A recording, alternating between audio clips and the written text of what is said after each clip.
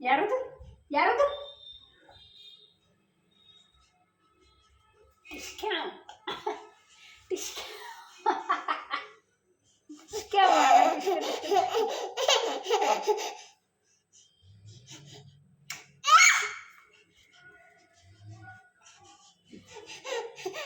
ಕುಲು ಕುಲು ಕುಲು ಕುಲು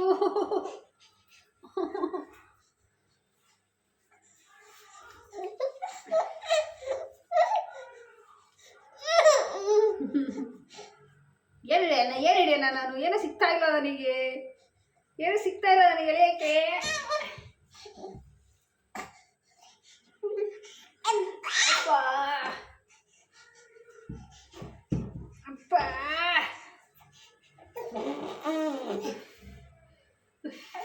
ಮಳೆಗಾಲದಲ್ಲೂ ಬೆವಿ ಅಂತ ಸೆಕೆ ಬರಲಿಲ್ಲ ನೋಡು.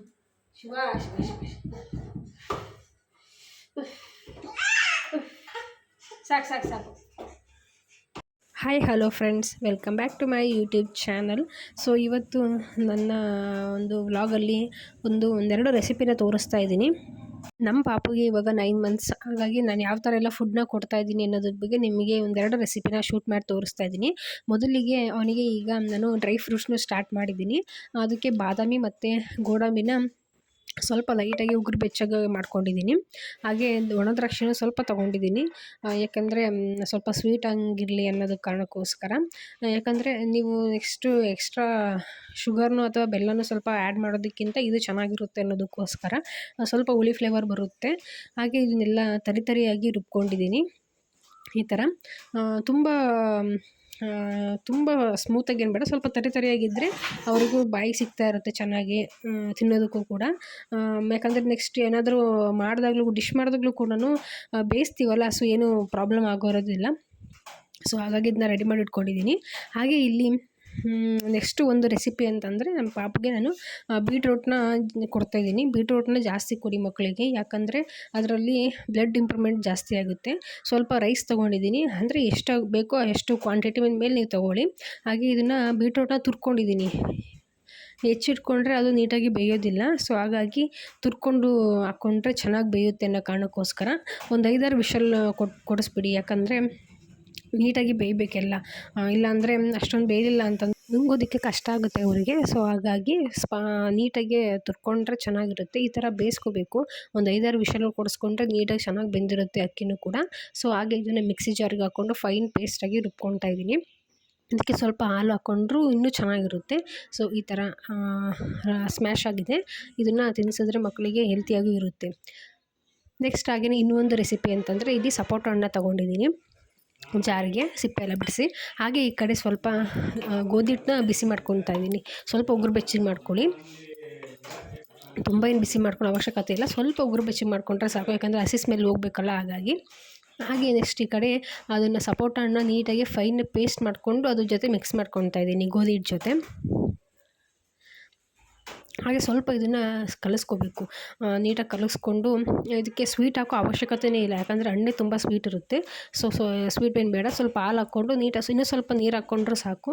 ನೀರು ಹಾಕ್ಕೊಂಡು ಚೆನ್ನಾಗಿ ಬೇಯಿಸ್ಕೋಬೇಕು ಇದನ್ನು. ಹಸಿ ಸ್ಮೆಲ್ಲೆಲ್ಲ ಸ್ಮೆಲ್ಲೆಲ್ಲ ಹೋಗಬೇಕು. ಸೊ ಹಾಗಾಗಿ ನೀಟಾಗಿ ಕುದಿಸ್ಕೊಂಡ್ರೆ ಇದು ಒಂದು ಡಿಶ್ ರೆಡಿಯಾಗುತ್ತೆ, ಮಕ್ಕಳಿಗೆ ತಿನ್ನಿಸೋದಕ್ಕೆ ಹೆಲ್ದಿಯಾಗಿರುತ್ತೆ. ಹಾಗೆ ನೆಕ್ಸ್ಟ್ ಇನ್ನೊಂದು ಡಿಶ್ ಏನಪ್ಪ ಅಂತಂದರೆ ಅವಲಕ್ಕಿನ ತೊಗೊಂಡಿದ್ದೀನಿ. ಹಾಗೆ ಈ ಕಡೆ ಖರ್ಜೂರ ತೊಗೊಂಡಿದ್ದೀನಿ, ಅಂದರೆ ಇದು ಸೀಡ್ಲೆಸ್ ಖರ್ಜೂರ ತೊಗೊಂಡಿದ್ದೀನಿ. ಇದನ್ನ 1 ಅವರ್ ಮುಂಚೆ ನೆನೆಸಿಟ್ಬಿಟ್ಟು ಮಿಕ್ಸಿ ಜಾರ್ಗೆ ಹಾಕ್ಕೊಂಡು ನೀಟಾಗಿ ಫೈನ್ ಪೇಸ್ಟ್ ಮಾಡ್ಕೊಳ್ಳಿ. ಯಾಕಂದರೆ ಖರ್ಜೂರ ಹಾಕೋದ್ರಿಂದ ಮಕ್ಕಳಿಗೆ ಕಬ್ಬಿಣದ ಅಂಶ ಸಿಗುತ್ತೆ. ಸೊ ಈ ಥರ ನೀಟಾಗಿ ಅದನ್ನು ಎರಡನ್ನೂ ಮಿಕ್ಸ್ ಮಾಡಿ ಇಟ್ಕೊಂಡಿದ್ದೀನಿ. ಹಾಗೆ ಇದನ್ನು ನೆಕ್ಸ್ಟ್ ಇವಾಗ ಬೇಯಿಸ್ಕೋಬೇಕು ಸ್ವಲ್ಪ.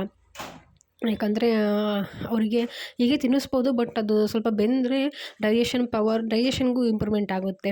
ಇಲ್ಲಾಂದರೆ ಹಸಿದೇ ತಿನ್ನಿಸಿದ್ರೆ ಅವ್ರಿಗೆ ಅಷ್ಟೊಂದು ಡೈಜೆಷನ್ಗೆ ಸ್ವಲ್ಪ ಪ್ರಾಬ್ಲಮ್ ಆಗುತ್ತೆ. ಸೊ ಹಾಗಾಗಿ ಇದು ನೀಟಾಗಿ ಬೇಯಿಸ್ಕೋಬೇಕು. ಇದು ಹಸಿ ಎಲ್ಲ ಹೋಗೋ ಥರ ಚೆನ್ನಾಗಿ ಸ್ವಲ್ಪ ಇದಕ್ಕೆ ಹಾಲು ಹಾಕೋಬೋದು. ಹಾಗೆ ನಾನು ನಿಮಗೆ ತೋರಿಸಿದೆ ಆಗಲೇ, ನಾನು ಡ್ರೈ ಫ್ರೂಟ್ಸ್ ಪೌಡ್ರನ್ನು ಮಾಡ್ಕೊಂಡಿದ್ದೀನಿ, ಅದನ್ನು ಇದಕ್ಕೆ ಯೂಸ್ ಮಾಡ್ಕೋಬೋದು. ತುಂಬ ಚೆನ್ನಾಗಿರುತ್ತೆ. ನಾವು ಟೇಸ್ಟ್ ಮಾಡಿದ್ರೆ ನನಗೆ ತಿನ್ನಬೇಕು ಅನ್ನಿಸ್ತಾ ಇತ್ತು. ಹಾಗೆ ನೆಕ್ಸ್ಟ್ ಈಗ ನಾವು ನಮ್ಮ ಪಾಪದ ಸ್ವಲ್ಪ ಮುಡಿ ಕೊಡೋದಿದೆ. ಸೊ ಅದಕ್ಕೆ ಫೋಟೋಶೂಟ್ ಮಾಡಿಸ್ಕೊಂಬರೋಣ ಅಂತಂದು ಫೋಟೋ ಸ್ಟುಡಿಯೋಗೆ ಹೋಗ್ತಾಯಿದ್ದೀವಿ.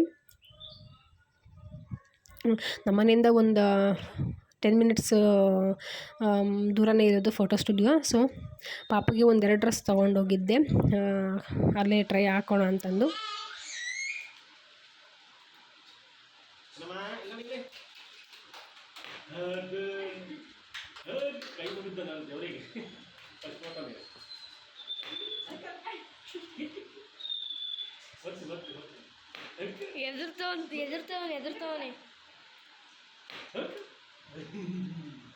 ಎದುರ್ತವನೆ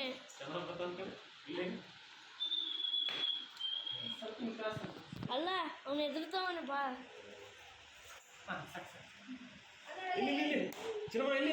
ಓಯ್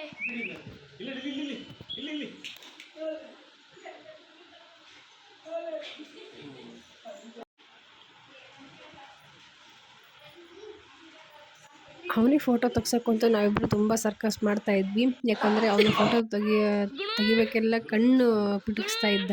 ಹಾಗಾಗಿ ಫೋಟೋ ತೆಗ್ಸೋದಂತೂ ಒಂದು ದೊಡ್ಡ ಟಾಸ್ಕ್ ಆಗಿಬಿಡ್ತು ಇಬ್ರಿಗೂ. ಅಲ್ಲಿಗೂ ತೆಗ್ಸಿದ್ವಿ, ತುಂಬ ಚೆನ್ನಾಗಿ ಬಂದಿದೆ. ನಾನು ಕ್ಲಿಪ್ಪಿಂಗ್ಸ್ ಆ್ಯಡ್ ಮಾಡ್ತೀನಿ ಲಾಸ್ಟಲ್ಲಿ ಯಾವ ಥರ ಬಂದಿದ್ದಾವೆ ಅಂತ. ಯಾಕಂದರೆ ಮತ್ತೆ ಕೂದಲು ತೆಗ್ಸಿದ್ಮೇಲೆ ಮತ್ತೆ ಬರೋ ತನಕ ಕಾಯಬೇಕಲ್ಲ. ಸೊ ಹಾಗಾಗಿ ತೆಗಿಸ್ತಾ ಇದ್ವಿ. ನಾವೇ ಗೊಂಬೆಗಳನ್ನೆಲ್ಲ ತೊಗೊಂಡೋಗಿದ್ವಿ. ನೋಡಿರಿ ಎಷ್ಟು ಕ್ಯೂಟಾಗಿ ಎಲ್ಲ ಪೋಸ್ ಕೊಡ್ತಾ ಇದ್ದ. ತುಂಬ ಚೆನ್ನಾಗಿ ಬಂದಿದೆ ಫೋಟೋ ಮಾತ್ರ. ನೆಕ್ಸ್ಟ್ ಅಂದರೆ ಹೊರ್ಗಡೆ ಹೋಗಿ ತೆಗಿಸ್ಬೋದಿತ್ತು, ಬಟ್ ನಮಗೆ ಅಷ್ಟು ಟೈಮ್ ಇರಲಿಲ್ಲ. ಸೊ ಹಾಗಾಗಿ ಇಲ್ಲೇ ಸ್ಟುಡಿಯೋದಲ್ಲಾದರೂ ಒಂದೆರಡು ತೆಗ್ಸ್ಕೊಂಬರೋಣ ಅಂತಂದು ಬಂದ್ವಿ. ಹೊರ್ಗಡೆ ನೇಚರಲ್ಲಾದರೆ ಇನ್ನೂ ಸ್ವಲ್ಪ ಚೆನ್ನಾಗಿ ಬರ್ತಾಯಿತ್ತು ಅಂತಲೂ ಅಂದರು ಅವರು. ಸೊ ಈ ಥರ ಅವನು ನಿಂತ್ಕೊತಾ ಇರಲಿಲ್ಲ, ಒಂದು ಕಡೆ ಕೂತ್ಕೊತಾ ಇರಲಿಲ್ಲ. ನಮ್ಮಿಬ್ರಿಗಂತೂ ಸರ್ಕಸ್ ಅಂದರೆ ಸರ್ಕಸ್ ಅವ್ನು ನಿಲ್ಸೋದು. ನೋಡ್ರಿ ನೀವು ಹೆಂಗೆ ಮಾಡ್ತಾಯಿದ್ದಾನೆ ಅಂತ. ಬೇರೆ ಟೈಮಲ್ಲೆಲ್ಲ ಆರಾಮಾಗಿ ಪೋಸ್ ಕೊಡ್ತಾನೆ, ಬಟ್ ಇವಾಗಂತೂ ಸರ್ಕಸ್ ಆಗಿಬಿಡ್ತು. ನಮಗೆ ಒಂದು 10 ನಿಮಿಷ ಬಂತು ಫುಲ್ ಸುಸ್ತಾಗಿ ಹೋಗ್ಬಿಡ್ತು ಅವನು ಹಿಡ್ಕೊಂಡು ಫೋಟೋ ತೆಗ್ಸೋ ಅಷ್ಟರಲ್ಲಿ.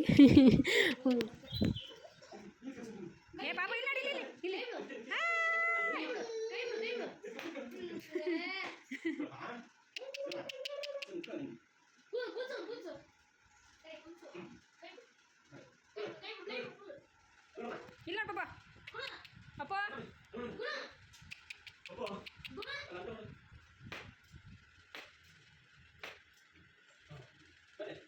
ಅಲ್ಲಿ ಏನು ಗಾಡಿ ನೋಡ್ತೀಯ?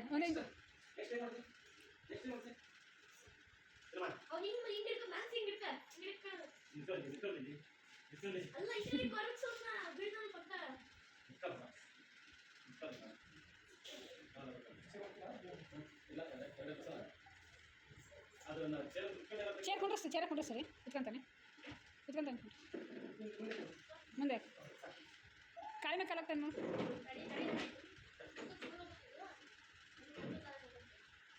ಡ್ರೆಸ್ ನೀಟ್ ಮಾಡಿರಿ. ಇಷ್ಟ ಆಗಿತ್ತು ಈ ಒಂದು ವ್ಲಾಗ್. ಈ ವ್ಲಾಗ್ ಇಷ್ಟ ಆದರೆ ಪ್ಲೀಸ್ ವಿಡಿಯೋನ ಸಬ್ಸ್ಕ್ರೈಬ್ ಮಾಡಿಕೊಂಡು ನೋಡಿ. Thanks for watching.